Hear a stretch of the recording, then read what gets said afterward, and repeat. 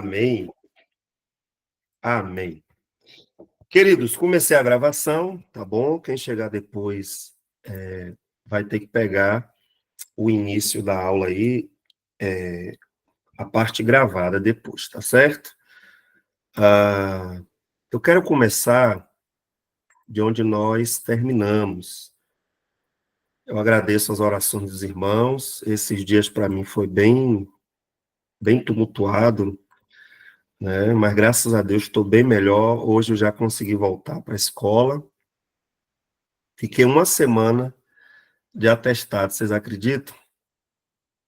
Fiquei uma semana sem poder trabalhar, bem assim, bem mal, né? E o diagnóstico foi uma broncopneumonia. Estou tomando antibiótico ainda, mas estou me sentindo bem melhor. Depois do antibiótico, deu assim, uma melhorada significativa, tá? Então, continuem. Vamos seguir orando uns pelos outros aí, porque tem sido um tempo difícil. Eu não sei como é que está aí na sua cidade, mas aqui em Mortugaba, o hospital lotado de pessoas com síndromes gripais e problemas. Tosse parece uma orquestra, né? Parece uma orquestra. Onde você vai, tem gente tossindo. Então, se cuidem, né? Pois é, o negócio não está fácil, não. Se cuidem, bebam bastante água e, né, faça aqueles cuidados básicos, mas sabendo que não resolve 100%, né? Mas Deus dá graça. Amém? Então vamos seguir. Queridos, aí, ó, tá todo mundo falando. Então, todo mundo falando que tá do mesmo jeito, tá? Querido, nós estamos ainda na teontologia, e o meu desejo é que a gente termine, entre aspas, né? Esse terminar aqui é um verbo muito forte, né? Na verdade, a gente está vendo aquilo que é o básico de cada área da teologia sistemática. E a primeira área é justamente a teontologia, que a gente já viu aqui, tá? Realmente traz uma complexidade, né? A questão de entender esse assunto de forma não só bíblica, entender de forma bíblica já é complexo, né? E entender para além da Bíblia, a gente entender esse assunto teologicamente e filosoficamente é desafiador. Mas uma coisa eu digo para vocês, vale muito a pena, tá? Por quê? Porque a gente acaba forçando a nossa reflexão, coisa que é fundamental para quem trabalha com interpretação. Se você for olhar, boa parte do trabalho que a gente tem para ensinar a Bíblia diz respeito à interpretação da palavra. A gente entender corretamente, estudar o texto, meditar nele, e essa compreensão hermenêutica, né, essa compreensão interpretativa, ela dá trabalho. Então, por isso que eu digo que a teologia sistemática ela é necessária. Você não vai ficar gastando, né, os conhecimentos de teologia sistemática no púlpito, tá? Você não vai fazer isso. Mas o conhecimento que você adquire através da sistemática vai te dar uma capacidade de reflexão, de pensamento, para que você possa expor, ensinar para as pessoas, né, a palavra de Deus com mais desenvoltura, tá bom? Então, quando a gente chega aqui, por exemplo, nos argumentos, esses argumentos, né,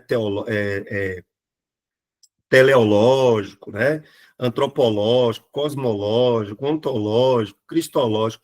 Pastor, eu tenho que decorar essas coisas.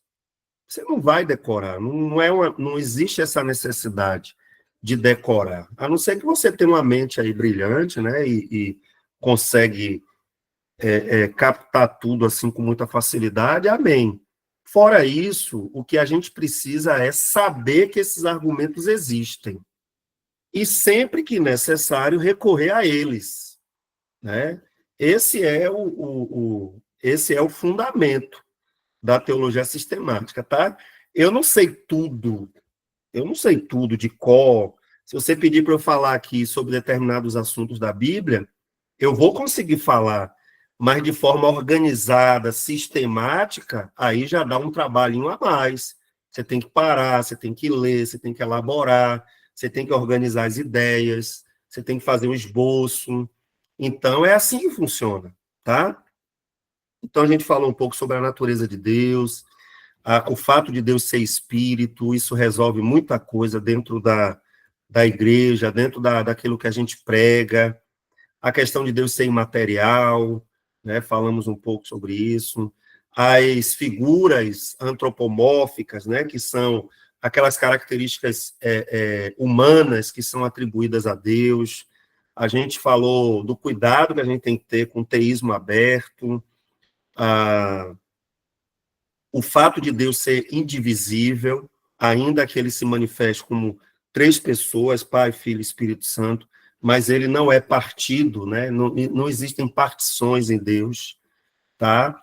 O fato de Deus não ter paixões, a personalidade, entender que Deus é um ser que tem personalidade, né? Então, ele tem vontade, ele tem atributos que são característicos, né, de uma pessoa, tá? E aí, beleza. Aí aqui a gente retoma de onde nós paramos, tá? Quando a gente fala de atributos de Deus, a gente tem que lembrar que pelo fato de Deus ser uma entidade, né? Deus é uma entidade que está muito acima daquilo que é o humano. E aqui a entidade, cuidado para você não. Normalmente, quando a gente fala de entidade, fica parecendo que é uma coisa negativa, né? Tá? Tem que ter cuidado com isso. Ele é um ente, Deus é um ente, é um ser, tá? E como ser, ele tem características próprias, tá? Então, quando a gente fala de atributos, a gente está falando de quê? Daquilo que Deus é, da sua essência, tá?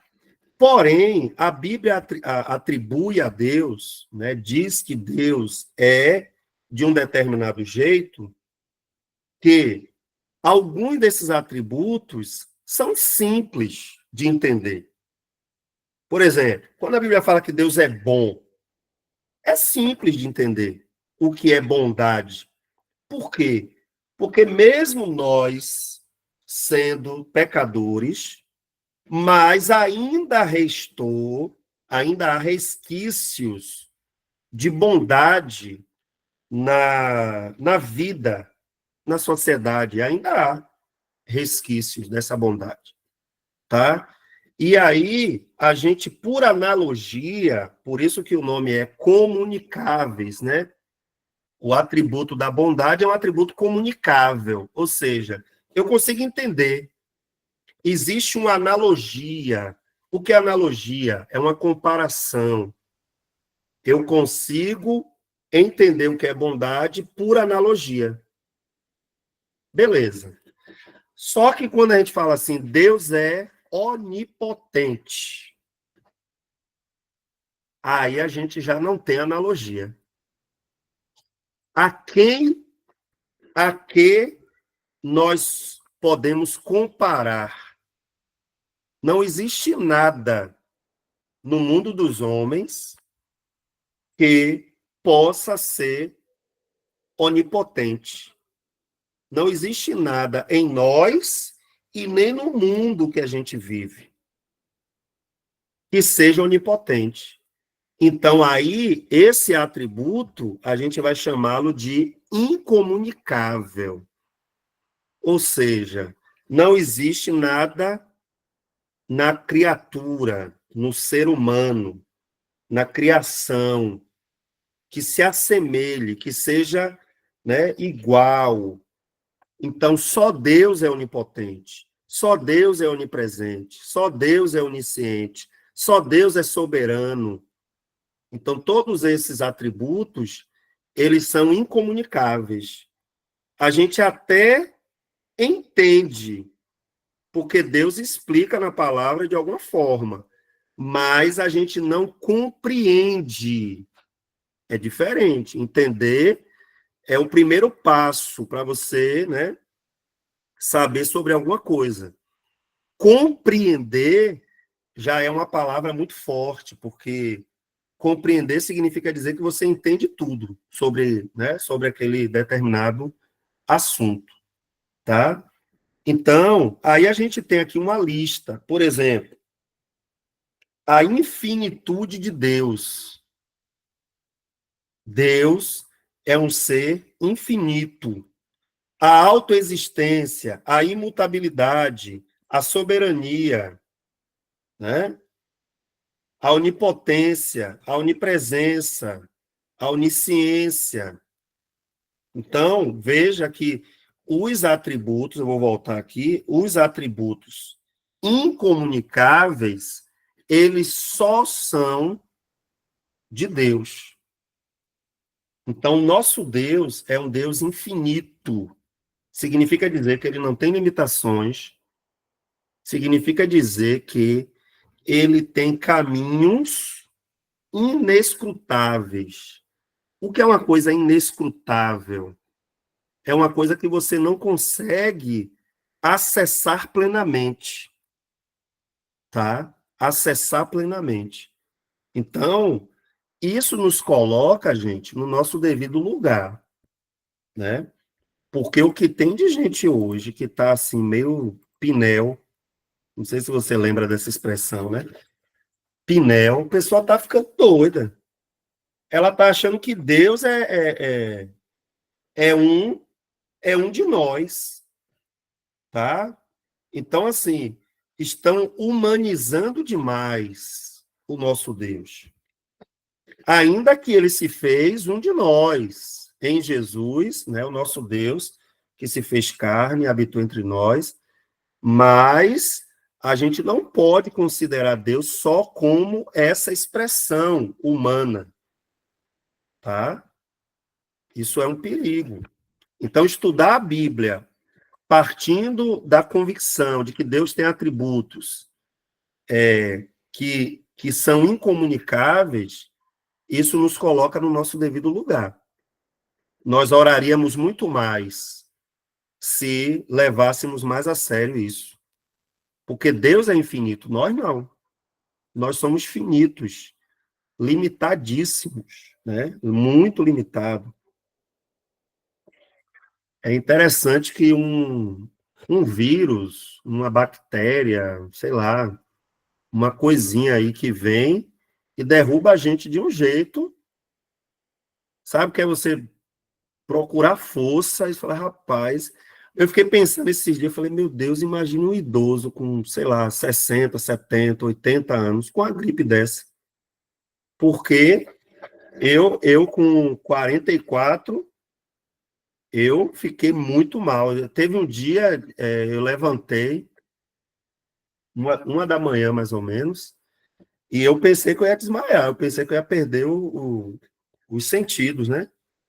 E eu fiquei pensando, falei, meu Deus do céu, uma coisinha é capaz de desestabilizar o nosso corpo, o nosso organismo, a gente não fica bem, e toma remédio, toma uma coisa, toma outra. Então, quem somos nós, minha gente? Nós não somos absolutamente nada, nada. E a gente, diante desse Deus, querendo ser alguma coisa, né? Então, Paulo vai dizer isso, por exemplo, aqui, né? 1 Timóteo 6,16, ele vai dizer sobre Deus, né? Deus é aquele que tem, ele só, a imortalidade e habita na luz inacessível, a quem nenhum dos homens viu, nem pode ver, ao qual seja a honra e poder sempre eterno. Amém. Inclusive, essa é uma das explicações por que Deus decidiu se fazer um de nós, né? Justamente para que nós tivéssemos uma referência, tá? Uma referência. Claro que não é só isso, Por isso que eu falei, essa é uma das razões. Por que que Deus se fez um de nós? Por que que o Verbo se fez carne e habitou entre nós? Justamente para que nós tivéssemos uma referência de quem Deus é, né? Por quê? Porque o Deus eterno, pleno, infinito, ele é inacessível, tá? Não significa dizer que você não possa entender quem Deus é. Não é isso. A gente pode. A Bíblia é a palavra de Deus e ela está aí para a gente poder entender quem Deus é, tá? Mas esse acesso pleno, completo, a gente nunca vai ter, gente. Nunca vai ter, porque tem gente que acha que na eternidade a gente vai ter. Gente, Deus vai continuar sendo tudo isso e muito mais na eternidade, né? Romanos 11:33 vai dizer: ó profundidade das riquezas, tanto da sabedoria como da ciência de Deus. Quão insondáveis são os seus juízos e quão inescrutáveis os seus caminhos, né? Então, Deus é tudo isso e muito mais. Aqui fala da infinitude, aqui fala da autoexistência, tá? Ele não depende absolutamente de nada. Deus é autoexistente, certo? Deus é autoexistente. Atos 17:25 diz que ele não é servido por mãos de homens, como se ele precisasse de alguma coisa, pois ele mesmo é quem dá a todos vida, respiração e todas as coisas, né? Isaías 40:13 vai dizer: quem guiou o Espírito do Senhor, ou como seu conselheiro o ensinou? Então, a autoexistência de Deus tem a ver com essa capacidade dele de a capacidade de em si próprio ele encontrar prazer, tá?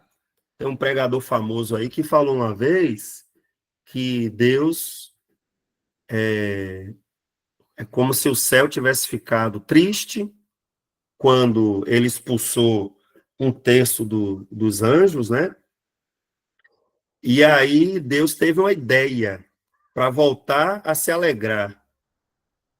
Ó que onda, para você ver como é perigoso você não ter a compreensão correta de quem Deus é, né? Aí ele falou assim, para Deus voltar a se alegrar, ele substituiu aquele um terço dos anjos que foram expulsos pela adoração dos homens. Então agora Deus voltou a sorrir, a se alegrar, né? Quando na verdade a graça está justamente no fato de saber que Deus, mesmo sendo autoexistente, ele decidiu nos criar, inclusive criar os anjos. A graça está nisso. E aí vem uma pessoa e quer tirar a graça da coisa, né? A graça está justamente no fato de que Deus não necessita, ele não precisa, mas mesmo assim ele decidiu nos fazer, né? Fazer os anjos, todos os seres celestiais, criar todas as coisas para o louvor da sua própria glória. Então, isso tem a ver com autoexistência. Fala, Ellen. Ellen? Acho que ela desativou sem querer, né? Ah, meu Deus. Não, foi sem querer, professor. Tranquilo, tranquilo. Outro atributo do nosso Deus, irmãos, é a sua imutabilidade. Deus é imutável. Então, significa dizer que ele é o mesmo, tá? É o mesmo. Calma que eu vou falar mais sobre isso aí, tá? Então, tem vários textos, Malaquias 3:6, porque eu sou o Senhor e não mudo, né? Tiago 1:17, ele é o Pai das luzes, em quem não pode existir variação ou sombra de mudança. Hebreus 13, 8, Jesus Cristo é o mesmo ontem, hoje e será eternamente, né? Então, a Bíblia aponta para uma realidade que o nosso Deus não muda. A imutabilidade de Deus é expressa em sua fidelidade no relacionamento com seu povo. A própria aliança é baseada nessa perfeição. Ou seja, em que Deus ele é imutável? No seu caráter, no seu caráter, nos seus atributos, tá? Então ele é imutável no seu caráter, nos seus atributos. Porém, há um mistério nisso aí. Por quê? Porque há aspectos da vontade de Deus que variam, que variam. Então, esse é um dos mistérios que a gente não vai dar conta, a teologia não vai dar conta desse mistério. Por exemplo, por que que Deus, sendo imutável, mesmo assim a gente ora?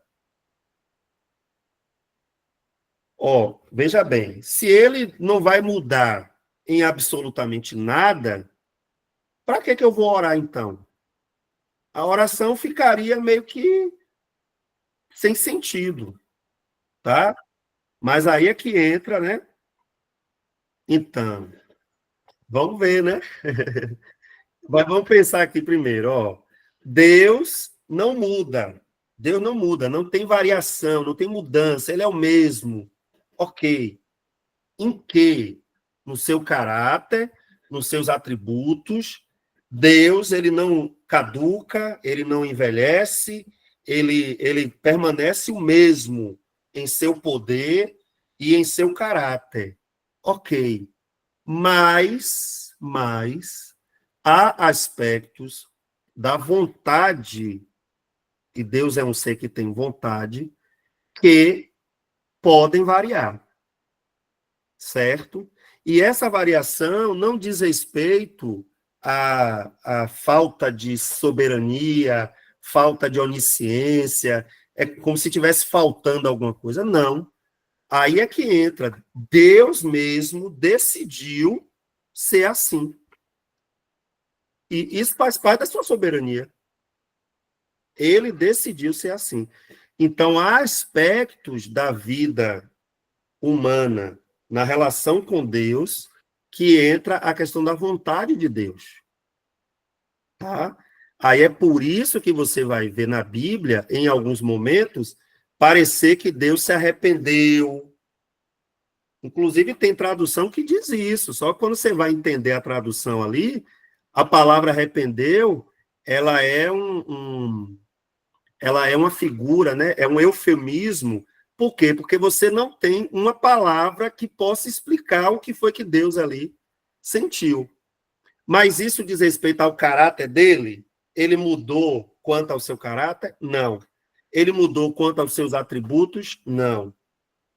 Agora, com relação à sua vontade, ele mudou por algum motivo. Ele mudou, tá? E por isso que eu estou dizendo, isso é um mistério. Se a gente for tentar dar conta disso aqui, a gente fica doido, né? Eu, particularmente, eu não quero ficar. Teve alguém que levantou a mão? Não, né? Acho que só foi um comentário aqui. Ninguém explica a Deus, Edmundo. Ninguém explica a Deus. É verdade, em parte, tá? Tudo aquilo que Deus revelou de si mesmo é passível de explicação. Tanto que o que eu estou fazendo aqui é isso. Eu estou explicando que Deus é imutável. Mas por que que eu estou conseguindo explicar? Porque está na Bíblia. Então, aquilo que ele revelou de si mesmo é passível de explicação. Ou seja, eu consigo explicar Deus dentro daquilo que ele revelou. Eu consigo. Professor, Fala. Depois eu passo a palavra ao João. não, tranquilo. Acho que o senhor não deve ter entendido, né? A minha pergunta aí.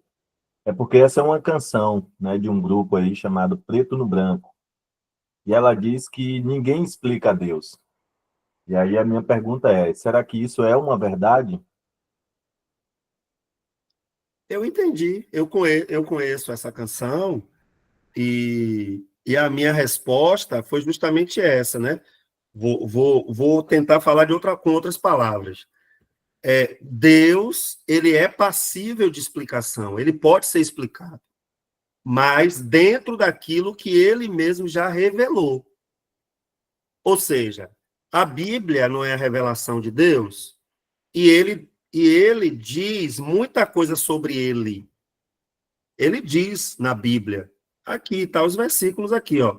Porque eu, Senhor, não mudo, porque nele não há variação, nem sombra de mudança. Então, assim, aquilo que Deus disse de si mesmo pode ser explicado, tá? Agora, aquelas questões que Deus não se revelou, aí a gente já entra numa paranoia. Quer ver uma coisa que dá muito nó na cabeça dos crentes? Qual foi o critério que Deus usou? Todo mundo acredita, todo mundo aqui acredita na Bíblia. Todo mundo aqui acredita que Deus escolheu pessoas. Senão a gente vai negar um monte de versículo. A Bíblia fala que poucos são, né, muitos são chamados, poucos são escolhidos. A Bíblia fala dos eleitos de Deus, eleitos de acordo e tal. Ok. Onde é que está o problema desse texto? Isso é o que está revelado. A gente deveria simplesmente dizer, gente, existem os escolhidos. Não resta dúvida, porque está aqui na Bíblia. Agora eu não sei explicar. Eu acho que seria a melhor resposta. Mas não. Aí a gente vai tentar explicar quem são os escolhidos, qual foi o critério que Deus usou para escolher. Aí, meu irmão, é uma quebradeira. Então, esse aspecto que Deus não revelou, a gente não consegue explicar. Então, nesse sentido aí, ninguém explica Deus. Nesse sentido. Agora, naqueles que ele mesmo já se revelou, eu entendo que a gente explica. A gente consegue explicar. Não sei Então, se eu... Fala. então, nesse caso, essa música ela não estaria errada, teologicamente. É isso que eu estou dizendo. Toda errada, não. Hum. Toda errada, não. Porque, de fato, tem partes, tem coisas de Deus que a gente não explica. Não, exato. A gente não explica. Tá? Ok. Ô, gente, eu não tenho muita encrenca com esse negócio de música, não, viu? Porque quando a gente olha os salmos têm cada coisa, e Deus deixou lá, quem sou eu para ficar hoje, né? Claro que tem letras que são antibíblicas, né? Aí sim, se tá indo contra a Bíblia, a gente deve evitar, a gente deve descartar completamente. Agora, se é uma outra questão, quer ver uma coisa? Tem uma música que o pessoal encrenca também. Como é? Eu não sei, é alguma coisa com relação a Deus estar no lugar, né? Como se antes de eu chegar, Deus aqui já estava, Deus está aqui.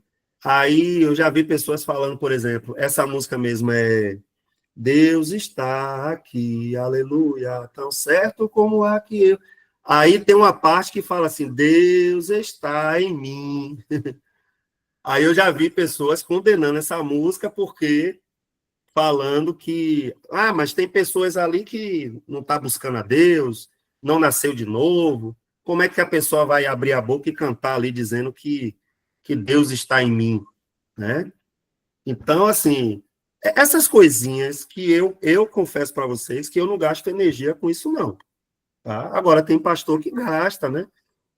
Tem pastor que acha que se você cantar determinadas coisas, você está, sei lá, eu não vou nem entrar nesse mérito aqui, mas eu particularmente, eu entendo que música sacra, música cristã, música evangélica, ela nunca vai ser 100% correta. Nunca vai ser, tá? Então, a não ser que a gente faça igual a salmodia exclusiva, né? Tem uma galera aí da herança reformada aí, lá em Salvador, por exemplo, que eles têm a salmodia exclusiva, que é o quê? Só canta a Bíblia. E é literal mesmo, é pegar o texto e cantar o texto, tá? Se, se a pessoa faz isso, aí eu dou até valor, falo, não, pelo menos está sendo coerente, né? Tá cantando só a Bíblia, não tem erro, né? Mas, fora isso, eu não compro guerra, não. Cadê João? Foi João que falou que queria falar, não? Oi, tá me ouvindo? Tô. Hoje eu tô com um probleminha na câmera, não tô conseguindo ligar ela, mas minha voz aí eu acho que vai chegar legal. Pastor, essa questão daí, o senhor já deu uma explicação com relação à imutabilidade de Deus. É bem complexo, não é assim simples de compreender. E o senhor salientou a questão da oração, porque se a gente pensa, se o que eu faço não vai mudar o que Deus é, porque a gente vê em determinados trechos da Bíblia, como, por exemplo, lá de Gênesis, se não me engano, 18, aquele bem no início lá, onde Abraão intercede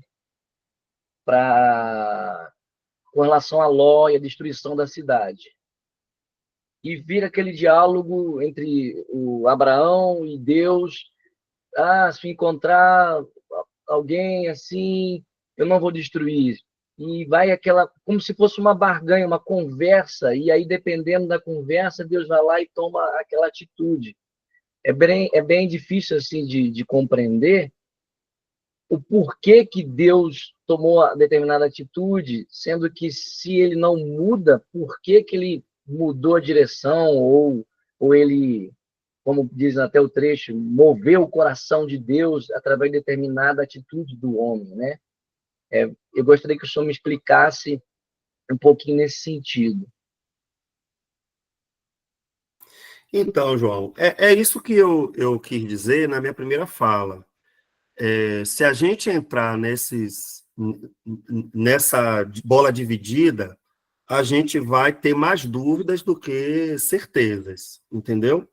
Porque, assim, Deus, ele não muda naquilo que ele é, tá? Naquilo que ele é, naquilo que é os seus atributos, o seu caráter. Deus não muda, ok. Mas as contingências da vida, Deus, ele pode mudar, e a gente vê isso na Bíblia em diversos momentos, tá? Então, ele disse que ia trazer o juízo, o povo se arrependeu, o povo se converteu, e aí ele não trouxe, ou então postergou, deixou para mais adiante, tá? Ali, esse episódio de Abraão intercedendo, a gente vê também, mais uma vez, tá? Tanto que Deus, ele fez o que ele disse que faria, mas você vê que Deus se relaciona com Abraão. Na contingência da vida, Deus se relaciona com o servo dele. Você vê, Elias, Deus falou que não ia chover, ou foi o próprio Elias que disse que não ia chover? Me parece que o texto deixa claro que Elias, né, fala, de acordo com a minha palavra, não vai chover. Não vai chover. Só que quando Elias quer que volte a chover, ele não tem a capacidade de fazer isso.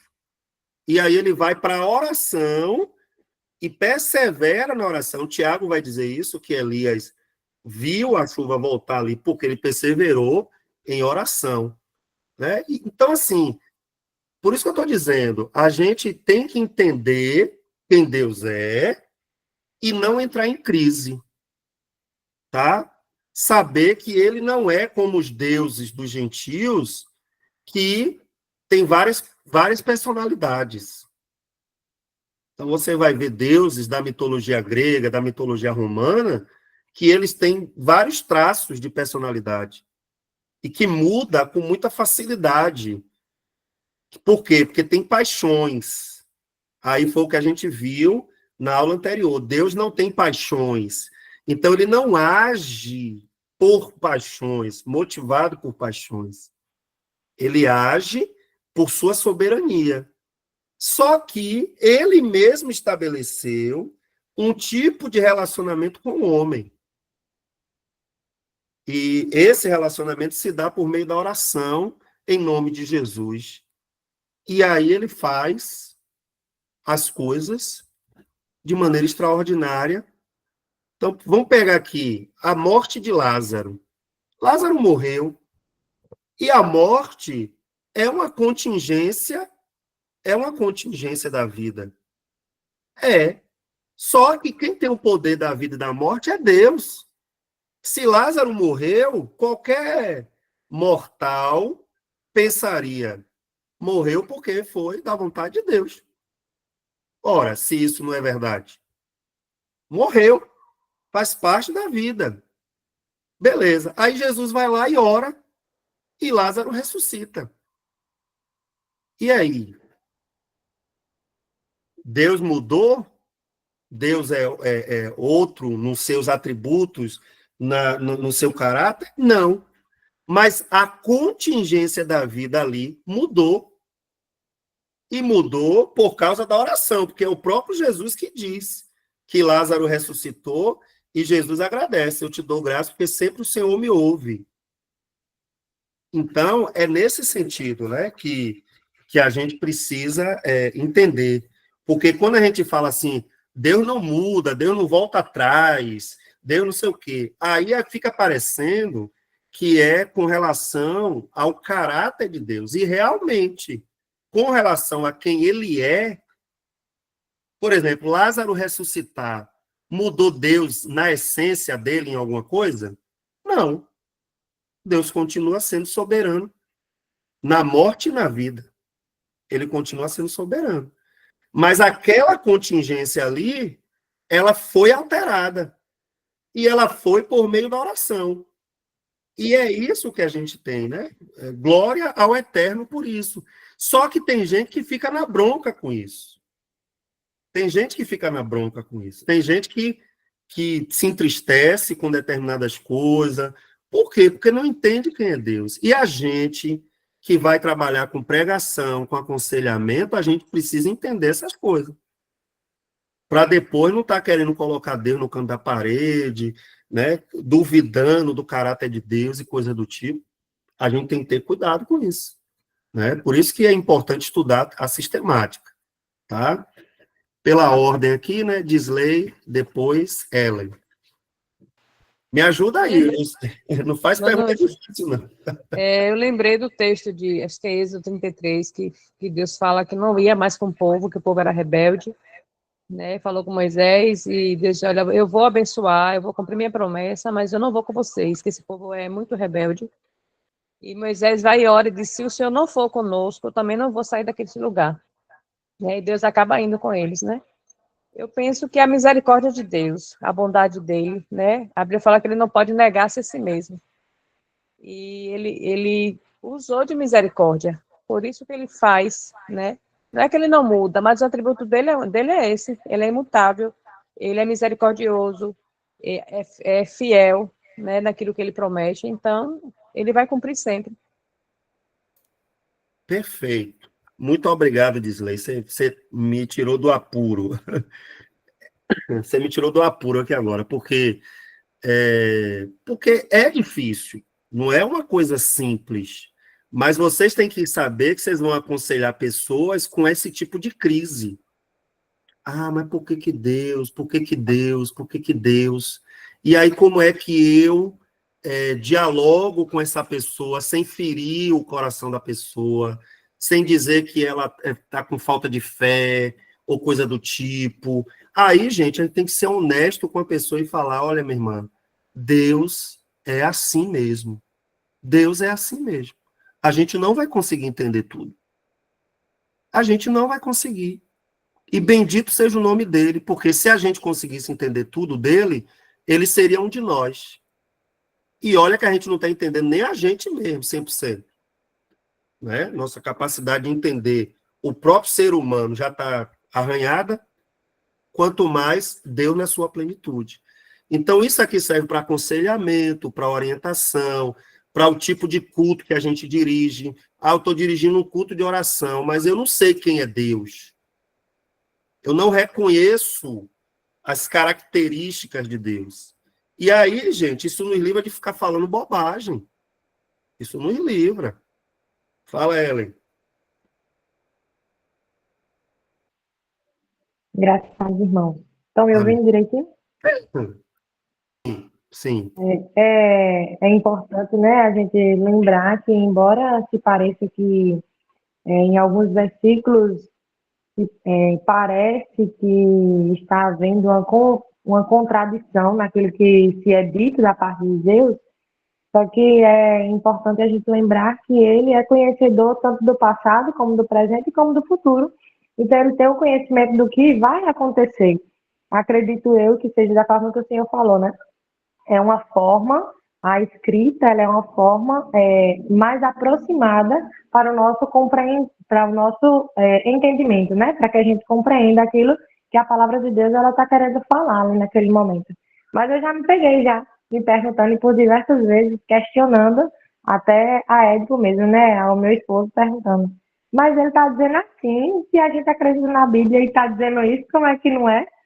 Mas aos pouquinhos, né, a gente vai procurando saber o sentido daquela palavra e a gente consegue compreender um pouquinho do que o Senhor está querendo nos dizer. Mas é importante nós lembrarmos que Ele é conhecedor do futuro também e sabe aquilo que a gente vai falar, da mesma forma que sabe aquilo que o povo naquela época iria fazer e falar para que ele pudesse agir dessa forma. Exatamente, tá? Então, a gente tem que ter essa capacidade de refletir, porque é essa capacidade que vai nos ajudar a ajudar outras pessoas que, às vezes, entram em crise com isso, tá? Entra em crise. Por exemplo, minha esposa, nós perdemos um bebê na segunda gestação. Então, na primeira gestação, Alan, meu filho mais velho, veio de boa. Minha esposa não teve, assim, só tirando enjoo, essas coisas que é normal, né? Mas não teve nada. Na segunda gestação, ela estava muito parecida, a gestação muito parecida. Ela não sentia nada, nenhum desconforto, nada. Tanto não sentia nada que foi fazer a ultrassom morfológica, não lembro exatamente quanto tempo estava ali de gestação, mas ela foi fazer a morfológica, e quando chegou lá, o bebê estava morto. Estava morto, né? E ela ficou assim, a gente ficou meio desnorteado e tal, aí teve todo aquele processo de hospital e curetagem, não sei o quê. Beleza. Aí, na terceira gestação, que é nosso filho Aleph, né, que está com 9 anos, quando ela engravidou, ela teve uma série de problemas. Foi uma gestação bem atribulada mesmo. Teve deslocamento de placenta, ela caiu de barriga no chão, foi um desespero danado. Eu lembro que foi de noite, depois de um culto, e a gente correu para o hospital, e não tinha médico obstetra. Daqui a pouco, do nada, apareceu um médico obstetra no plantão, e ele foi lá, entrou no consultório, ligou os equipamentos, fez como é?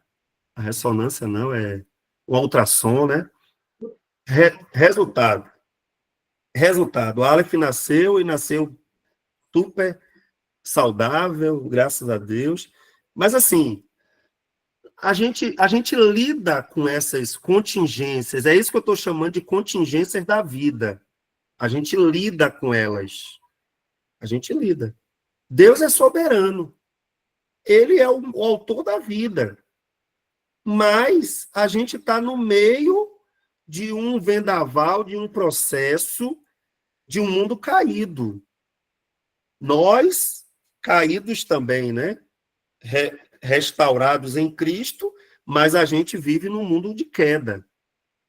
E nesse mundo de queda, a gente vai ter que lidar com essas coisas, tá? E como é que a gente lida? Cada um lida de um jeito, tá? Cada um lida de um jeito. Eu lembro que eu entrei em crise quando eu soube ali, eu fiquei em crise, eu fiquei muito mal, muito mal. E olha que coisa diabólica. Na minha cabeça, eu comecei a atribuir culpa à minha esposa. Aí você vai dizer assim, pastor, mas pelo amor de Deus. E eu também digo a mesma coisa. Pelo amor de Deus, de onde foi que veio essa ideia? Então, a cabeça da gente, cada um lida de uma maneira, cada um elabora de uma forma, tá? E aí vem as crises. Vem as crises. Foi falado de Moisés aqui. Vamos pensar aqui em João Batista.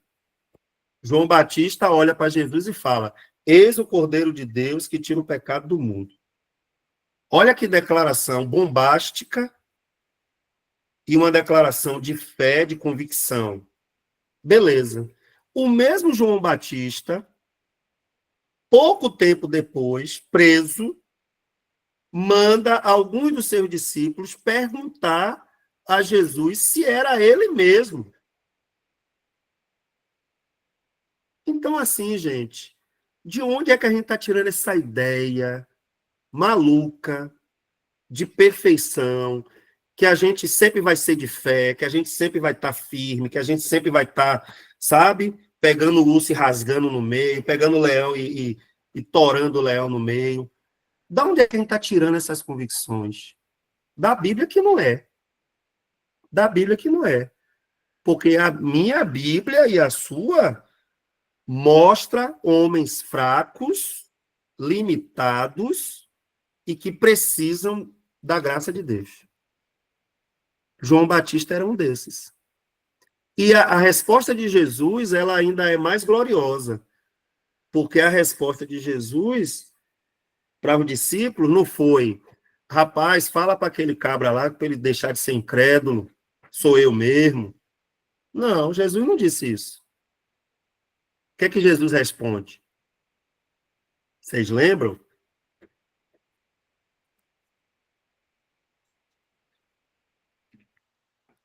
Diga a ele que eu estou curando, libertando, sarando.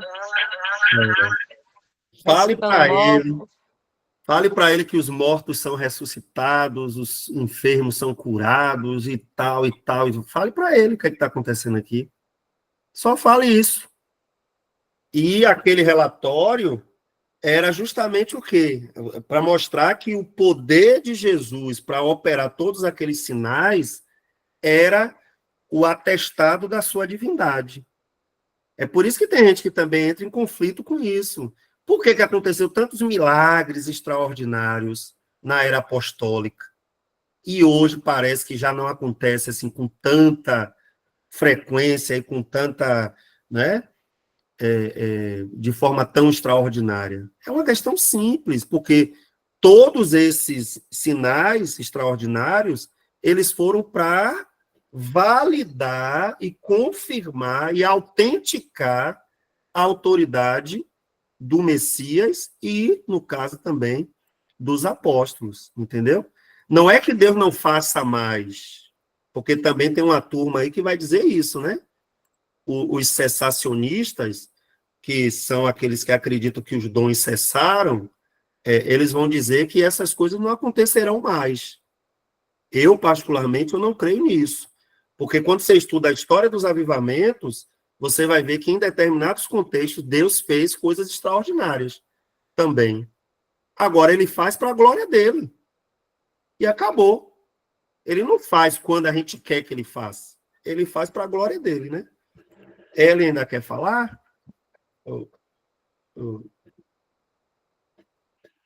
Não. Pronto. João. Quanto ao milagre, eu tenho um milagre em casa. Então, é isso. Fica para outra oportunidade para eu contar. É isso mesmo, irmã. E a própria salvação é um milagre, né? É uma coisa extraordinária. Mas eu falo assim, que tem gente que entra em crise com isso. Eu queria ver um morto ressuscitar. Quer dizer, o morto ressuscitando ou não, eu vou continuar crendo que Deus é poderoso para ressuscitar. Agora, ele é obrigado a ressuscitar? Não é, né? Fala, João.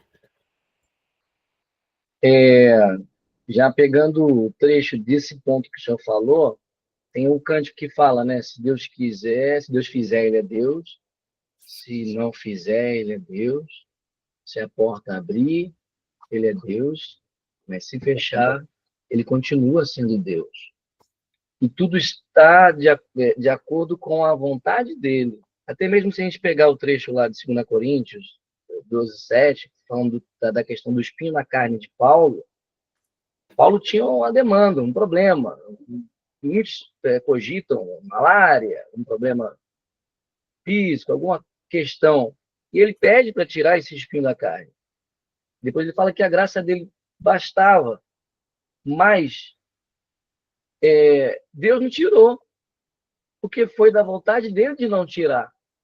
Porque tinha um objetivo, e estava na soberania e na vontade dele de tirar ou não. Então, há possibilidade de mudança, ele pode escolher mudar determinada situação ou não mudar.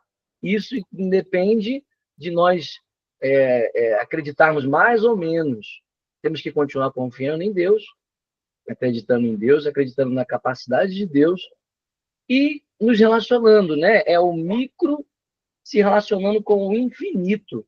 É algo extraordinário, né? Fantástico, é maravilhoso. Amém, querido. Amém. A gente... Isso traz um descanso, sabe? Entender quem Deus é, entender a sua soberania. Isso traz um descanso para o nosso coração. A gente baixa a guarda e desiste de ser Deus. Porque no fundo, o que o pecado fez foi isso.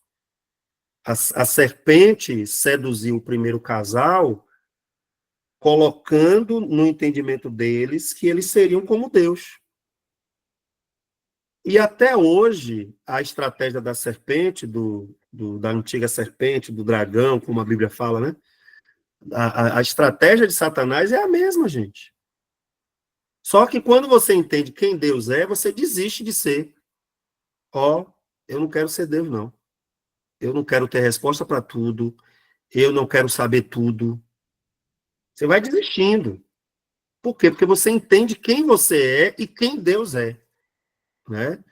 Então, isso dá um alívio nas cargas, né? A gente sai dessa crise e se dobra. E se dobra. Eu acho que é o melhor caminho, tá? É o melhor caminho.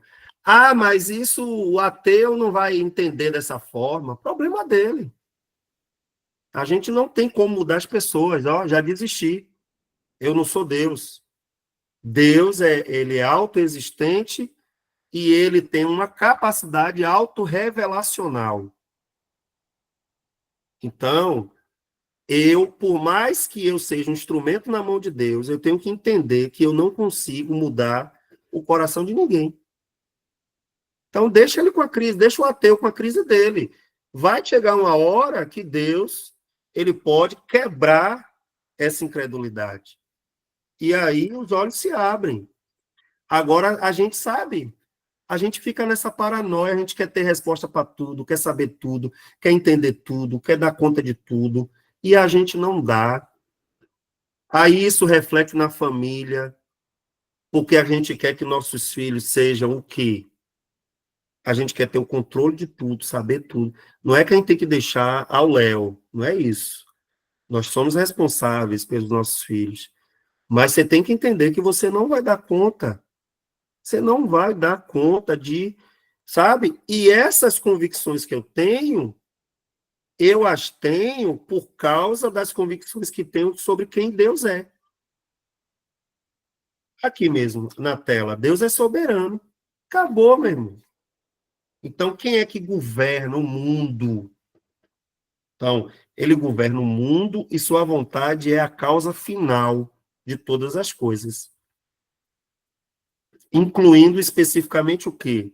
A criação e a preservação de tudo, a autoridade humana, a salvação do povo de Deus, os sofrimentos de Cristo, os sofrimentos dos cristãos, a vida e o destino dos homens, e até os mínimos detalhes da vida. Deus é soberano. É outra coisa que a gente tem dificuldade. Pastor, ele é soberano, e por que ele não intervém em tudo? Ainda que como é o nome do autor? Eu sempre esqueço, né? O autor do livro O Deus que Intervém. O Deus que Intervém. Esqueci agora o nome dele, não é? Francis Schaeffer. Francis Schaeffer, né? É fantástico esse livro, tá? Se eu não me engano, eu não sei se são 3 volumes, não lembro se são 3 volumes, mas assim,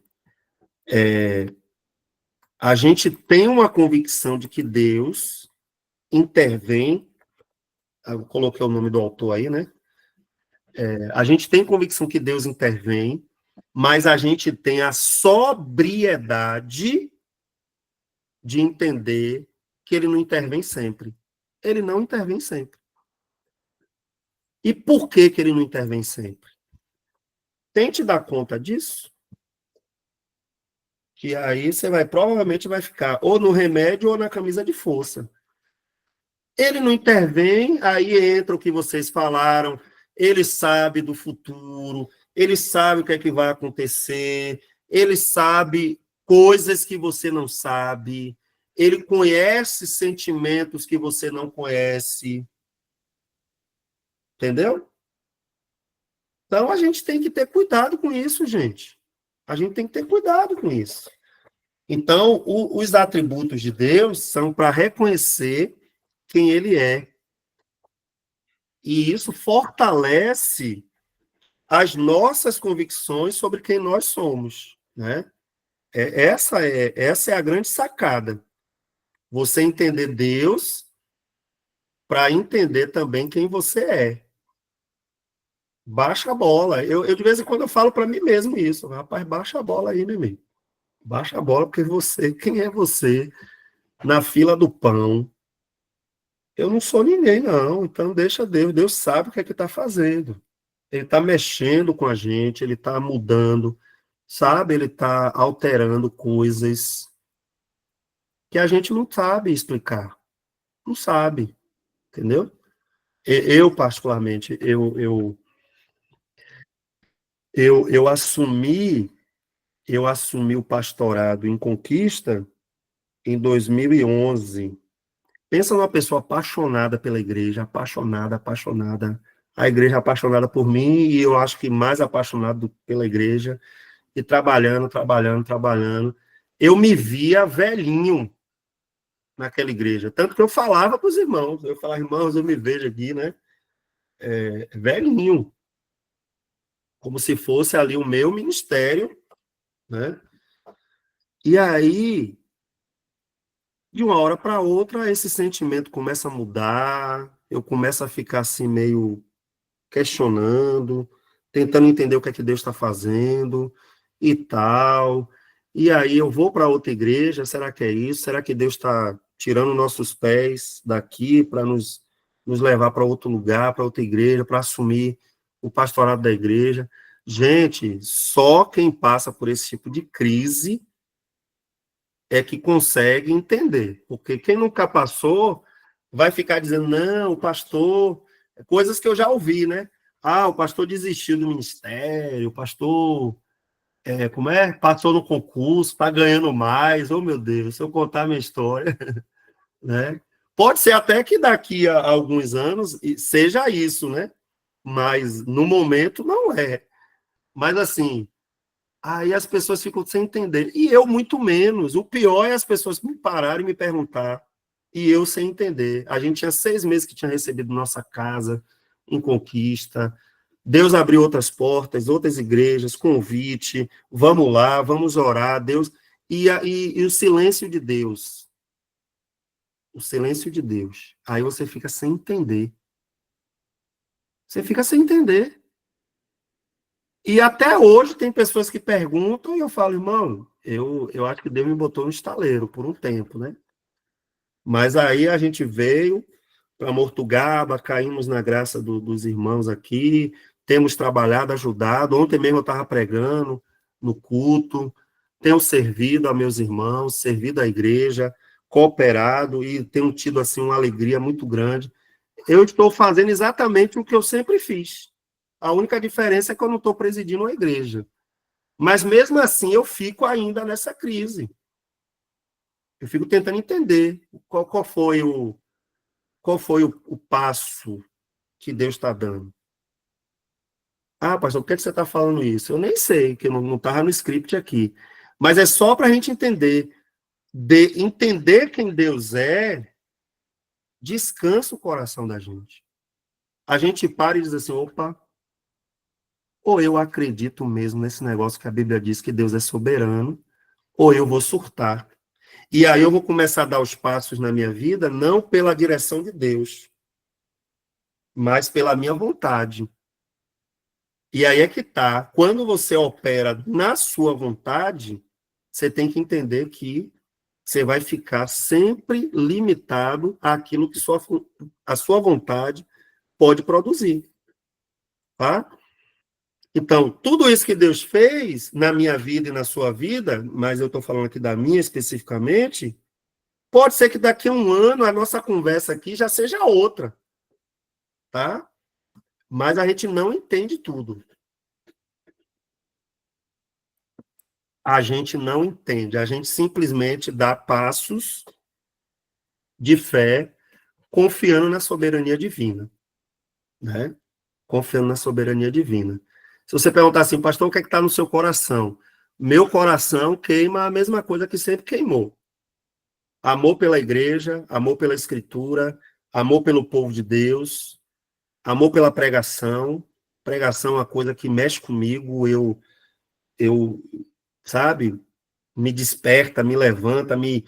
Ontem mesmo eu ainda estava tossindo ainda um pouco, mas eu fui e preguei, Deus deu graça, e sabe, mas o seu coração está ali fervendo por aquilo. É isso que eu tenho, eu sempre tive, desde que eu me entendo por crente.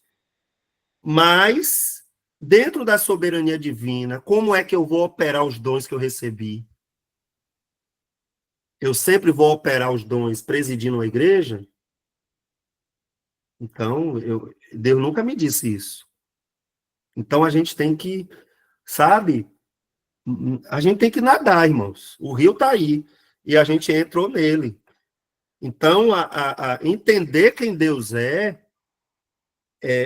aquieta. Você tem que aquietar o seu coração, né? Então, em resumo, Deus é uno e trino, existe uma unidade nele, ele não é dividido, mas ele é trino, então posso dizer que ele é triuno? Posso. Ele é infinito e ao mesmo tempo pessoal, ele é espírito e ao mesmo tempo ele é presente, ele é transcendente e imanente. Esses dois últimos conceitos aqui não é difícil, gente. Calma lá. Ah, pastor, esses nomes é difícil, hein? Transcendente é aquilo que transcende, aquilo que está acima, tá? Deus é transcendente. Então, tudo que Deus é transcende e muito aquilo que é humano. Tanto que Deus ele não é regido pelas leis da natureza. Ele criou as leis da natureza, mas ele não é regido por elas. Então, Deus é transcendente. E imanente seria o quê? Apesar dele ser esse totalmente outro, que é o que Francis Schaeffer vai usar também, essa expressão, Deus é o totalmente outro, mas ele entra no mundo dos homens. Ele age em nossas vidas. Vamos dar um exemplo aqui do culto. A gente está no culto. Aquela coisa gostosa, maravilhosa, a presença de Deus ali e tal. Ele é transcendente. Ok. Mas ele toca nossas vidas. Pode se manifestar através de um riso, através de um choro, através de uma pregação, Você ouve 1 milhão de pregação, mas parece que aquela, naquele dia, foi como uma espada afiada que entrou no seu coração de um jeito diferente. Então, Deus é imanente, ele é transcendente, está acima de tudo, mas ele é imanente, ele entra no nosso mundo. É diferente do que alguns aí defendem, né? Que Deus ele está distante. Não. Então, transcendente, porque ele é tudo isso, mas ele é imanente porque ele age entre nós. Isso é glorioso demais. Isso muda a nossa compreensão de culto. Porque se você tem convicção de que Deus é transcendente e imanente, o culto é diferente. Você sabe que ele pode se manifestar de diversas maneiras, a qualquer momento. Você não perde essa expectativa. Coisa que, infelizmente, o povo de Deus, em muitos lugares, tem perdido. Você chega em determinados cultos e a impressão que dá é que você não foi para um culto. Sabe? Ninguém ora no início do culto ali, aquela coisa toda, um converseiro danado. Daqui a pouco encosta uma pessoa, já está mostrando uma revista da Natura para tentar vender uma Natura da vida. E nada contra, tá, gente? Eu acho que a gente também tem relações interpessoais na igreja e tal, mas assim, culto é culto. Eu sou muito chato com isso. Sou muito chato. Né? Na hora que eu estou ali cultuando, de vez em quando vinha alguém assim do meu lado, né? Pastor de igreja sofre muito com isso, né? Aí vem bem no pé do ouvido, rapaz, porque tá aquele som alto, né? Aí a pessoa vem dar aquela baforada no pé do seu ouvido e você tá ali tentando adorar a Deus, se concentrar. Eu sou muito chato com isso. Aconteceu 2, 3 vezes, eu chamei a atenção. Falei, irmãos, na hora que eu estiver cultuando aqui, nem minha mulher vem falar comigo. E se alguém morreu, a gente sepulta depois do culto. Ah, pastor, é um exagero. Não, não é não. É porque eu sei que Deus ele não aceita menos que tudo. Ele não aceita menos que tudo. Se a Bíblia diz que eu tenho que buscá-lo de todo o meu coração, o que é que eu tenho que ficar na hora do culto, né? Então, para você ver que a falta de convicção pessoal de quem é Deus afeta a nossa vida, até no culto. Então, assim, é claro que eu estou falando, quando eu falo que a pessoa morreu, pastor, misericórdia, né? Eu sou pastor da igreja. Não, não é. É só para a gente entender a gravidade que é de você ficar disperso. Então, hoje acontece muito isso, irmãos. Eu não sei aí, né, pelas igrejas que vocês. Não vou nem dizer a de vocês, mas a igreja que vocês já foram, como é que vocês têm observado isso. Mas hoje é uma falta de, sabe, de temor, de respeito por aquele ambiente. Então, a gente saiu de um exagero, que era aquela coisa ritualística, né? Mas também está indo para outro extremo. E isso tudo é por falta de convicção de quem Deus é, né? De quem Deus é. Beleza. Aí vem os atributos mais famosos, né? Que são os atributos de soberania.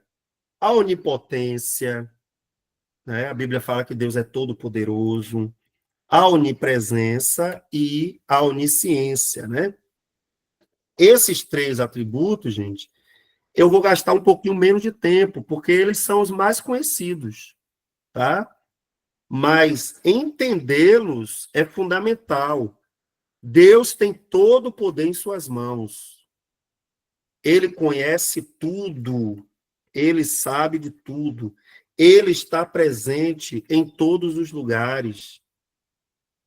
Então, essa certeza altera também a nossa maneira de enxergar quem Deus é. Tá?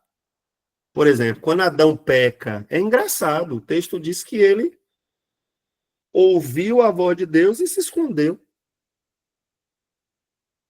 Quer dizer, Adão faltou essa aula, né? Ele matou essa aula da escola dominical. Vamos usar aqui essa expressão, né? Ele matou essa aula. Por quê? Porque Deus é onipresente. Então, a capa de Acã, quando os homens vão ali, pega aquela capa, esconde, né, para ter algum tipo de vantagem. Geazi, quando pega a prata de Naamã e esconde lá na moita, lá com as vestes festivais, deixa lá guardadinha lá para pegar depois. Ananias e Safira. Então, olha como é problemático você não entender quem Deus é. Você vai tomar atitudes como se Deus não estivesse vendo, tá?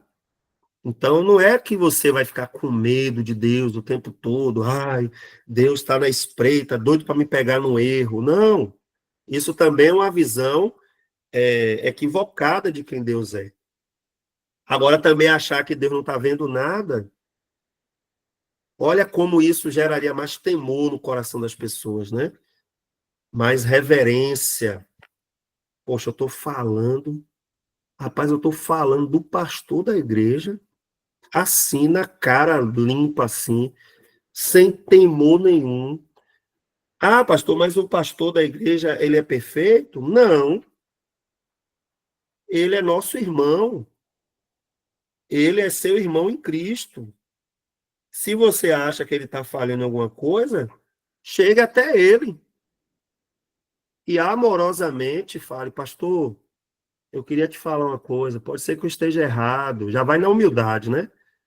Pode ser que eu esteja errado, mas eu acho que o senhor está falhando em tal coisa, assim, assim, assim. Pronto, é simples. Não precisa falar mal pelas costas, né?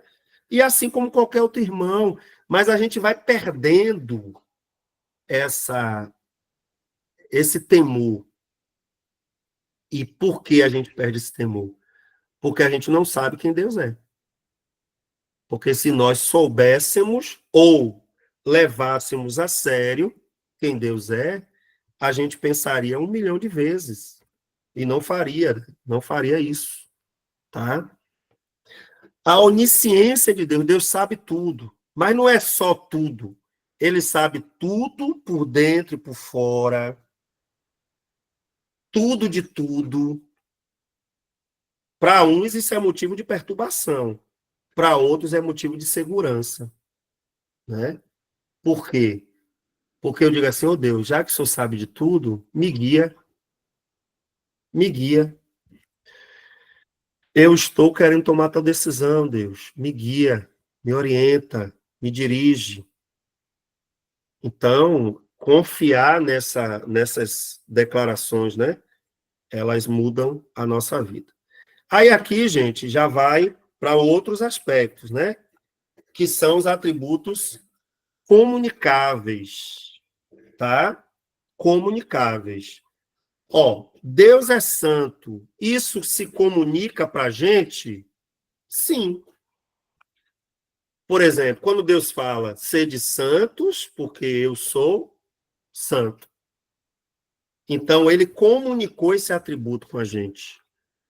A santidade dele é compartilhada, não na mesma proporção, porque nós somos pecadores santificados, né?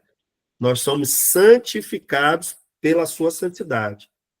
Então, Deus, ele é santo. Aí aqui tem os versículos, né? Retidão. Vocês ficaram muito quietos aí, né? Mas qualquer coisa, vai falando.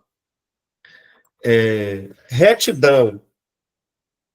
Ora, retidão é uma coisa que a Bíblia também fala que alguns homens de Deus na Bíblia foram homens retos, né? Retos.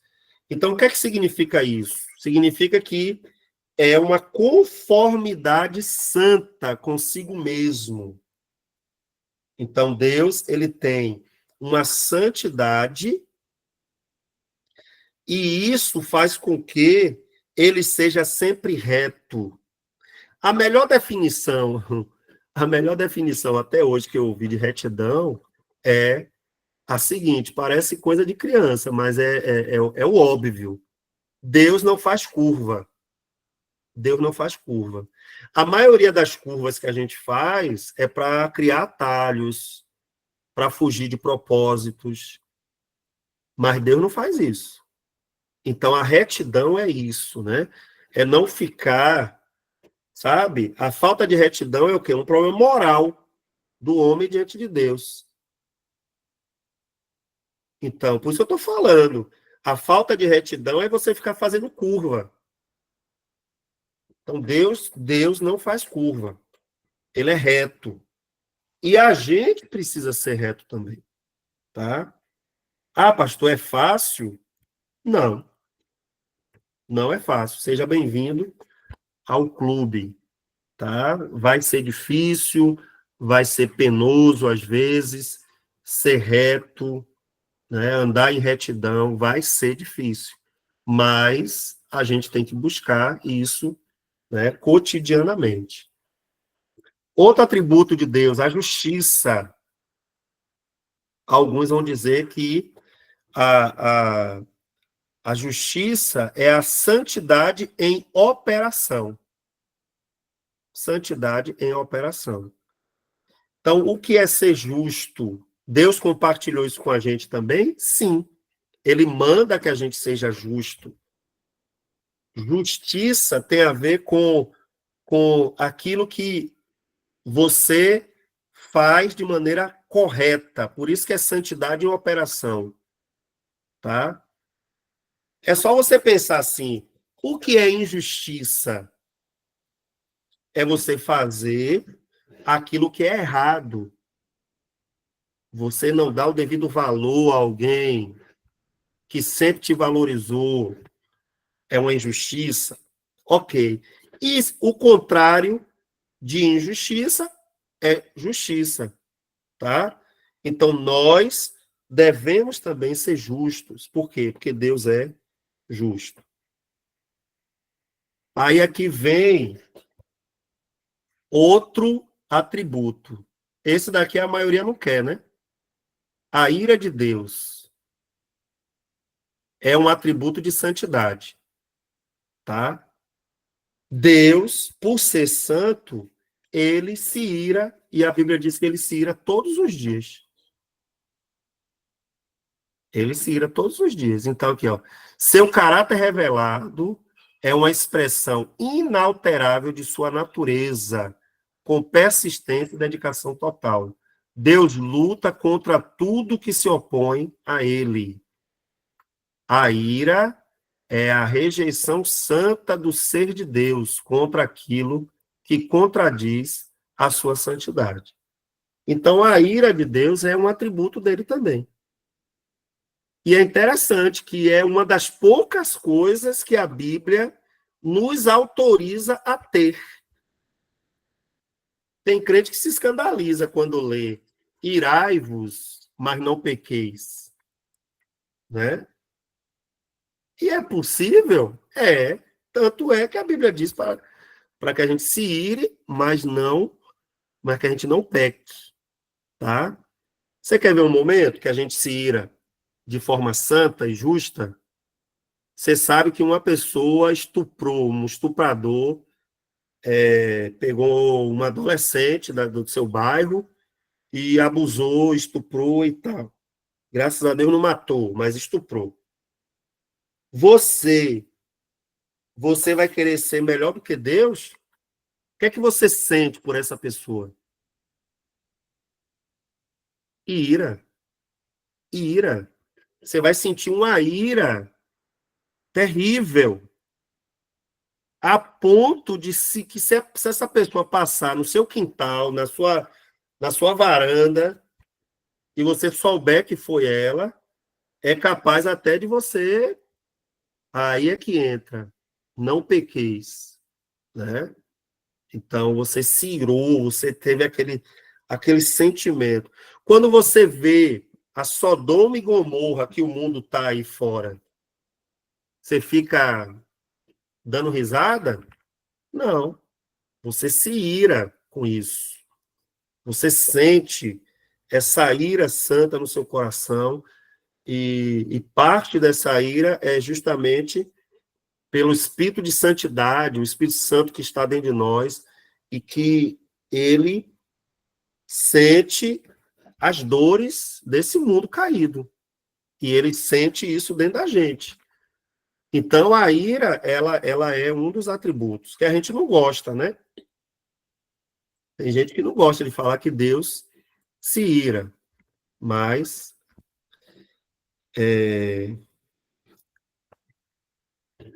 a gente tem que fazer uma escolha. Hoje eu vi um vídeo, lamentavelmente de novo, né? Nesse período aí do Dia dos Pais, ele atacou de novo o pastor Ed Renekiewicz, que infelizmente abandonou muito as convicções que ele tinha da Bíblia, né? Ele falou de novo esse ano aí, tem um corte aí sobre o Dia dos Pais e tal, e aí ele falando, eu não acredito num Deus, desse jeito, eu não acredito em um Deus que vai deixar as pessoas queimarem eternamente no inferno. Poxa. Aí eu fiquei pensando assim, né? Eu falei, é bonito, gente. Para os nossos dias hoje, é um discurso bonito. Vamos tirar esse peso, né, do nosso Deus. Vamos dizer que não, Deus, o meu Deus, o Deus que eu acredito, ele jamais deixaria as pessoas queimando eternamente no inferno. Beleza. Mas qual é o perigo disso? Eu nem vou entrar aqui no mérito se ele está sendo herege ou não, porque eu acho que uma altura dessa ninguém tem dúvida aqui. Mas, assim, qual é o perigo disso? Quando você diz que não crê num Deus assim, é o mesmo que você está dizendo que você criou na sua mente o seu próprio Deus. Porque se a Bíblia diz que existe o inferno, se a Bíblia diz que vai haver punição eterna, se a Bíblia diz tudo isso, e a pessoa num culto de domingo abre a boca e diz que eu não acredito num Deus assim, então ela criou um Deus na sua própria mente. Ela criou um Deus na sua própria mente. Vocês estão vendo como é mais perigoso do que parece? Não é a questão só de interpretação da Bíblia. Ah, mas aí é a interpretação que ele tem, pastor. Não, não é só isso, não.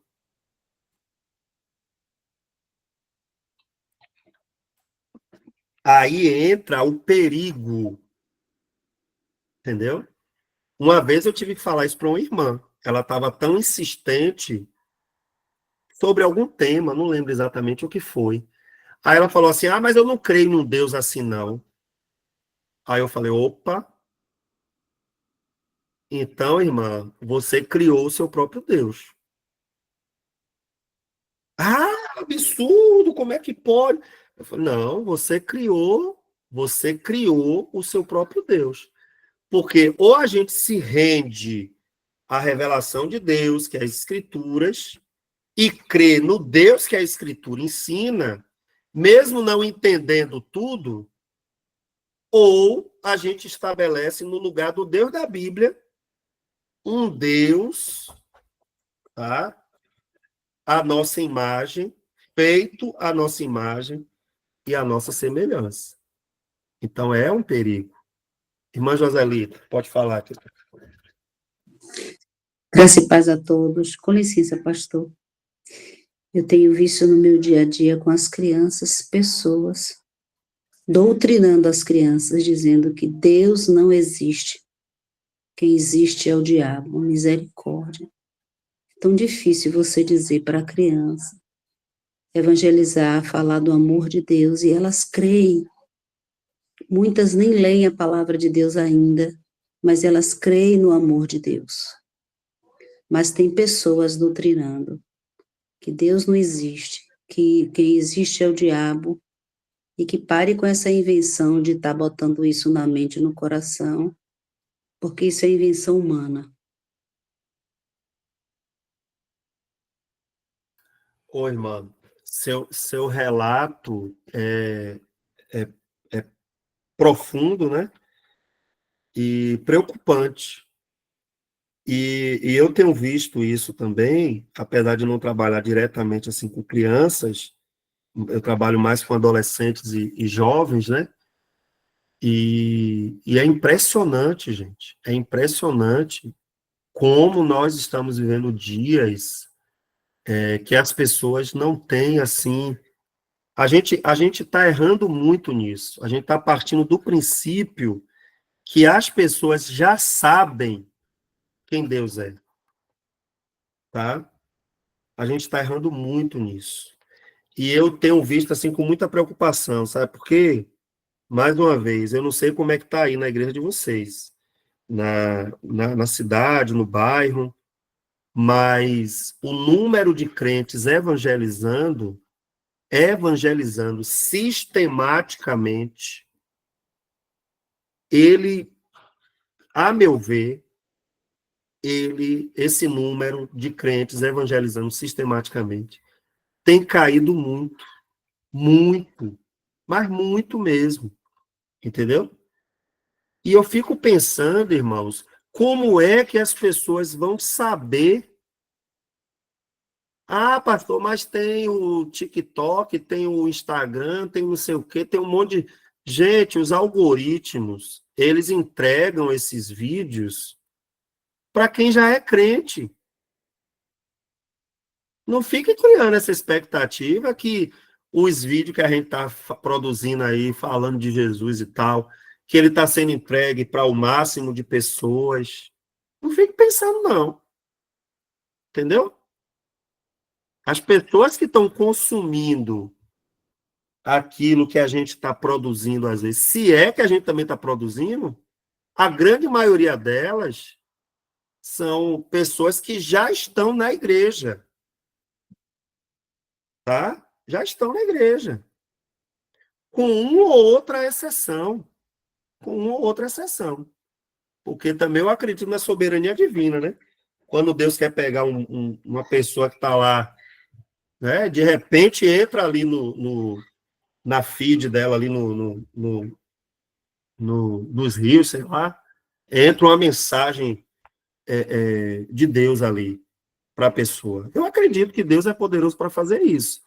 Mas confiar que os algoritmos vão evangelizar nossos filhos, porque tem muita coisa boa sendo produzida e tal, sinceramente, a gente está entregando nas mãos dos ímpios aquilo que Jesus entregou a nós, tá?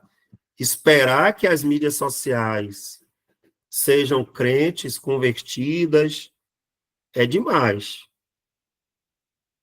E aí a solução para isso é o quê? A gente precisa voltar a evangelizar. A gente precisa voltar a evangelizar. Urgentemente. E a moda antiga, porque as pessoas estão tão saturadas de mídias sociais que hoje o olho no olho está valendo muito mais. O olho no olho, no tete a tete, a conversa ali, ó, você explicando, abrindo a Bíblia junto com a pessoa, entendeu? Hoje, isso tem um peso maior. Tem um peso maior. Porque as pessoas já estão saturadas. E aí, quando chega alguém de verdade, carne e osso, para fazer uma visita, para abrir a Bíblia ali, isso a pessoa valoriza muito. Valoriza. Por quê? Porque é diferente. É diferente. Hoje o diferente é esse, é você chegar, tem 2, 3 jovens ali batendo papo, e você chegar ali e começar a compartilhar e falar do amor de Deus, entendeu? E vai ter sempre quem não quer, é verdade, mas sempre também vai ter quem queira, que Deus já abriu o coração e coisa do tipo, né? Então, irmã, a senhora traz aí um alerta, né? Um alerta para a gente. E por que as pessoas vão vão querer ouvir mais do diabo? Será que as pessoas realmente querem? Eu não sei. Eu acho que a gente precisa fazer o que Jesus mandou, né? Vamos lá. Bondade de Deus, né? Então, a bondade é comunicável também com a gente, é uma perfeição que pode ser igualmente classificada como santidade ou amor, e, como tal, enfatiza a impossibilidade de separar esses dois atributos.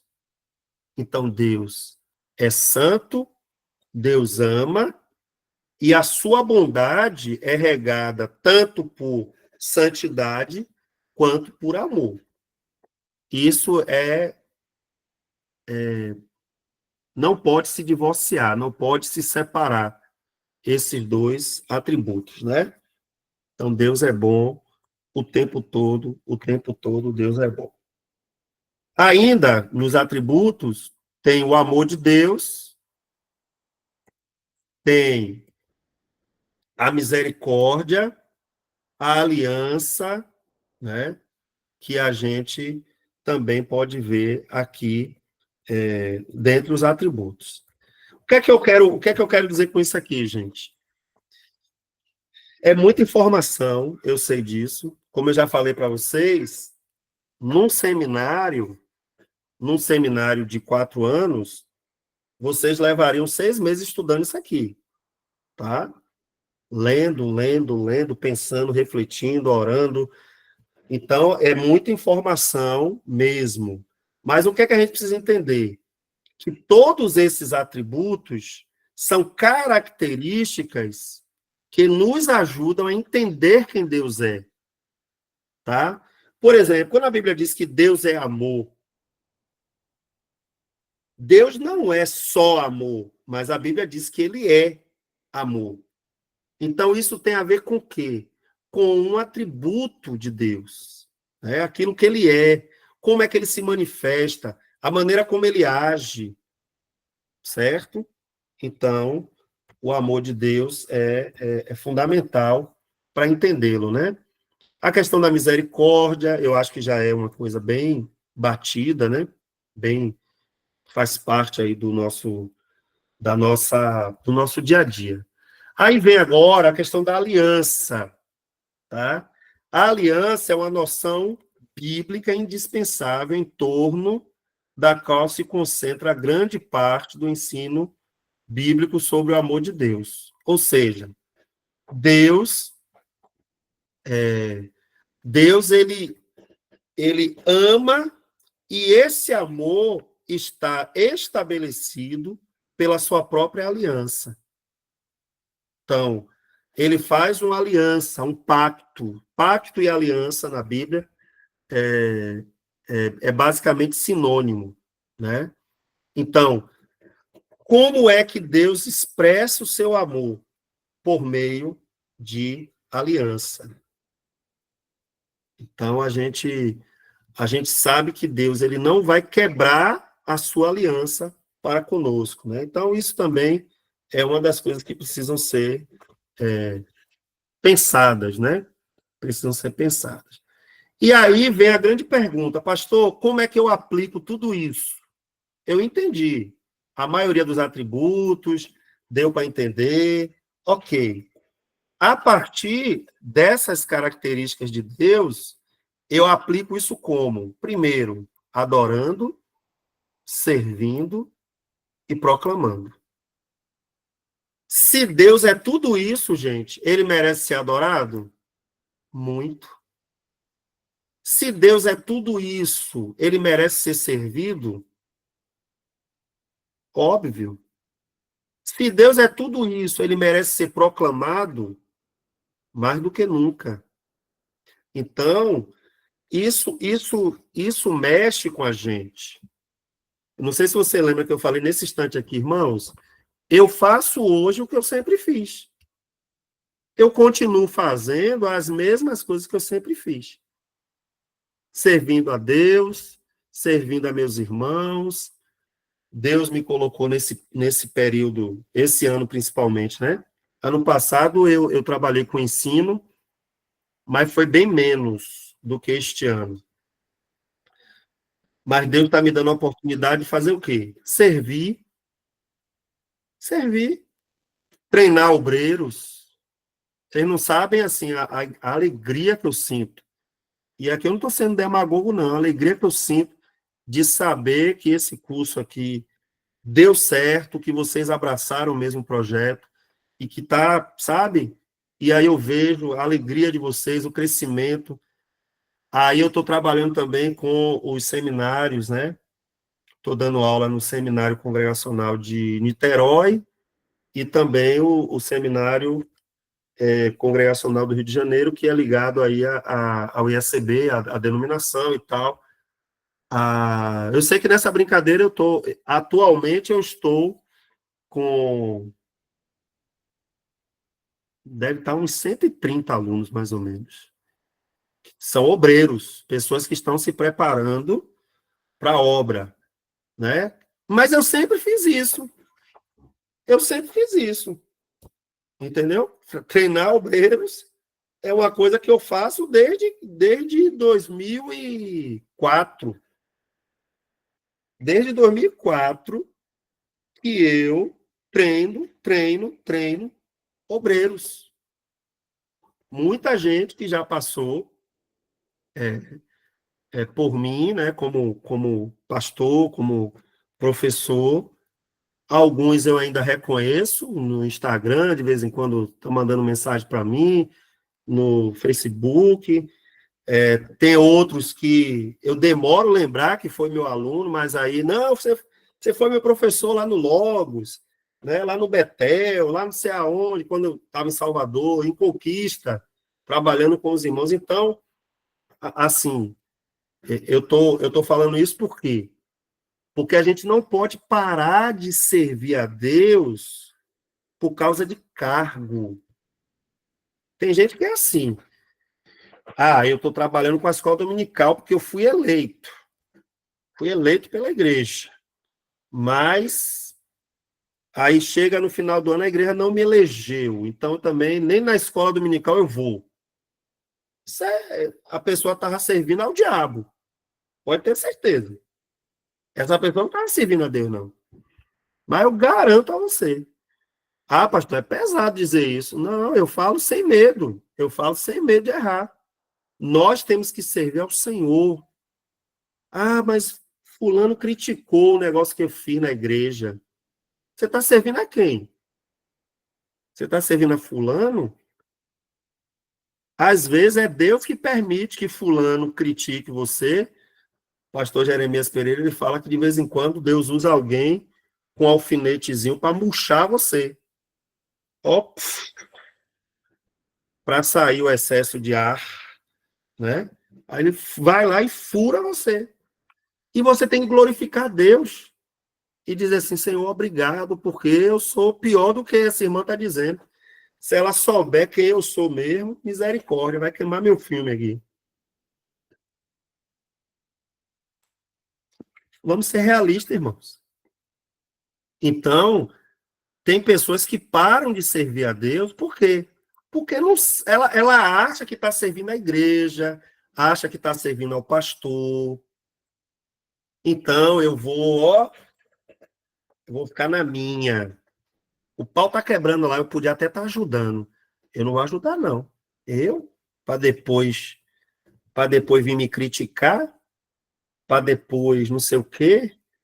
Então, irmãos, a gente tem que ter essa convicção, tá? Reconhecer os atributos de Deus é necessário. Aí aqui vem essa parte, eu confesso que eu não vou gastar muito tempo aqui, eu vou mandar para vocês esses slides, tá? A apostila, gente, eu já mandei, não mandei?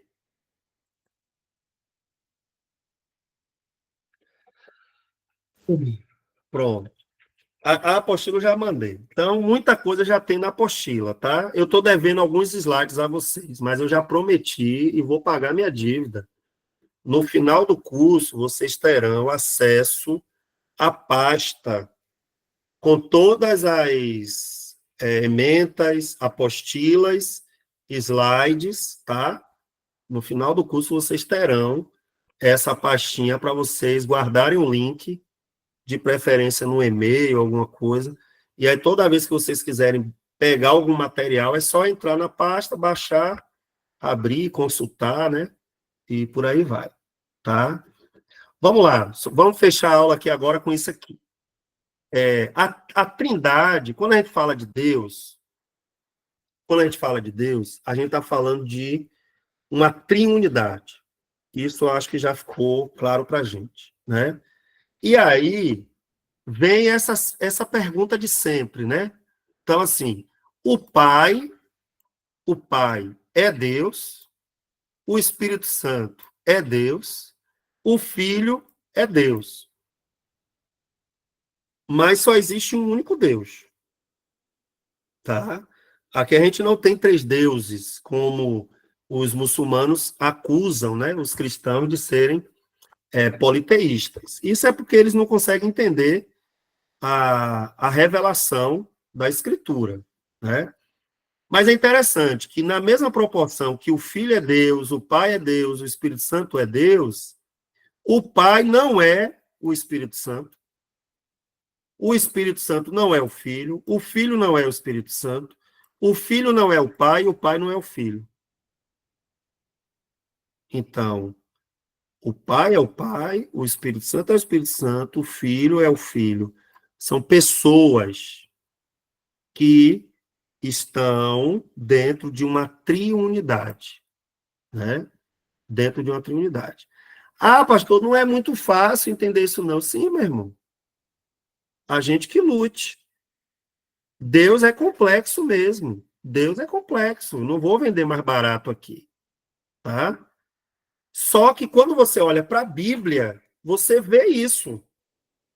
Você vê o Pai, o Filho e o Espírito Santo agindo em unidade o tempo todo. O tempo todo. Desde a criação, no batismo de Jesus, a gente vê ali, até a consumação de todas as coisas, a gente vê um Deus que se revelou como Pai, Filho e Espírito Santo. Ele se revelou dessa maneira, tá? E por que é importante dizer que o Pai não é o Espírito não é o Filho? Por quê? Porque existe uma heresia, que é o nosso próximo módulo, né? Quando terminar isso daqui, heresiologia, que a gente vai trabalhar, existe uma heresia que diz que o Pai, o Filho e o Espírito Santo é uma só pessoa. E isso é heresia, tá? O Pai, o Filho e o Espírito Santo são pessoas distintas. Ah, mas aí, pastor, é difícil entender. Graças a Deus. Vamos entender na própria perspectiva do que é o ser humano. Existe uma triunidade humana. Se você entender isso aqui, você entende isso aqui. Tá? Então, vamos lá. O homem tem corpo? Tem. Tem espírito? Tem. Tem alma? Tem. O homem tem corpo, alma e espírito. O corpo é o espírito? Não. O espírito é o corpo? Não. O corpo é a alma? Não. A alma é o corpo? Não. A alma é o espírito? Não. O espírito é a alma? Não. Então, a gente é uma triunidade. Corpo, alma e espírito. Corpo é diferente de espírito, que é diferente de alma. E vice-versa. Mas alguém aqui consegue saber, agora eu estou falando aqui, é a minha alma ou é meu espírito que está falando? É a alma, o espírito e o corpo. O corpo, por quê? Porque para eu emitir os sinais vocálicos aqui, a questão dos sons que eu estou emitindo, e que chega até você com uma capacidade de entendimento, é o meu corpo. Os nossos tímpanos, eles trabalhando aí o tempo todo para transformar som em palavras, né? Palavras que a gente consiga compreender e o nosso cérebro compreender. Então, isso tudo está acontecendo ao mesmo tempo. E ninguém seria aqui louco de dizer que essas partes se separam. Tá? Então Deus colocou... desculpe. Deus colocou em nós mesmos, Deus colocou um modelo para que a gente pudesse, pelo menos, entender como seria, então, essa unidade divina, em que Pai, Filho e Espírito Santo agem de maneira triuna, né? De maneira triuna, tá? Pastor, isso é um pouco complicado. Eu creio na Trindade, mas eu não consigo entender 100% não. Seja bem-vindo. E para que a gente tem que estudar isso, pastor?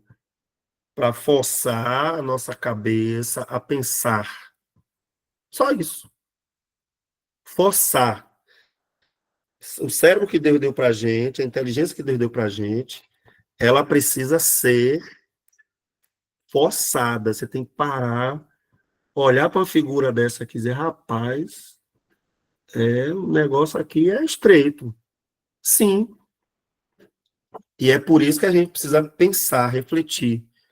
Porque quando vocês estiverem diante de situações difíceis, para aconselhar, para orientar, para orar, vocês vão ter essa capacidade já aguçada, né?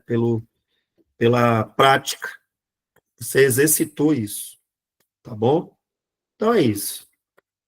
Eu vou parar por aqui, gente, porque eu reconheço que o negócio é pesado, né, João? Consegui ativar minha câmera aqui, pastor. Aí, Saí do computador e voltei para o celular. Aí deu certo. Pastor, o senhor citou ali a questão do corpo e alma e espírito. Mais à frente, você vai falar sobre a tricotomia ou dicotomia, para a gente compreender, porque há uns caminhos variados. Alguns acreditam na dicotomia, né? Corpo, alma e espírito junto, e outros na tricotomia, a separação corpo, alma e espírito. Essa distinção. O senhor depois vai tratar desses pontos mais à frente? Na verdade, gente, nós já deveríamos estar um pouquinho mais adiantado, viu? Eu tive que gastar um pouquinho mais de tempo aqui com a teontologia. Aí depois, semana que vem, eu quero tentar matar 2 coelhos. Na verdade, não. Esse sábado, em nome de Jesus, eu consigo gravar a aula, tá?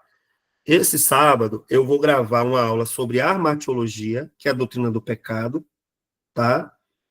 E aí, na semana que vem, eu entro em antropologia. Aí, esse assunto que você está falando aí está dentro da antropologia teológica, que é a constituição humana, tá? É a constituição humana. Mas, de antemão, eu já digo para vocês, não sofram com essa questão não, viu? Dicotomia e tricotomia.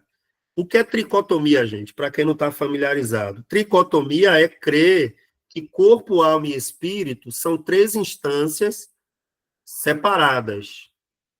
E a dicotomia acredita, aí eu estou falando da dicotomia clássica, tá? A dicotomia acredita o seguinte, que alma e espírito não se separam. É uma unidade. Tanto que a dicotomia clássica vai dizer que isso é a imaterialidade, no caso, né? Então, a gente tem uma parte material, que é o corpo, e uma parte imaterial, que é composta de 2 partes, alma e espírito, tá? Alguns dicotomistas, eles dizem que não existe essa separação, que, na verdade, alma e espírito é a mesma coisa. Só que aí não é todo dicotomista que acredita assim, não, viu? Porque eu costumo dizer o seguinte: se a Bíblia fala que tem que manter irrepreensível para o dia do Senhor corpo, alma e espírito, então é porque essas duas instâncias são diferentes.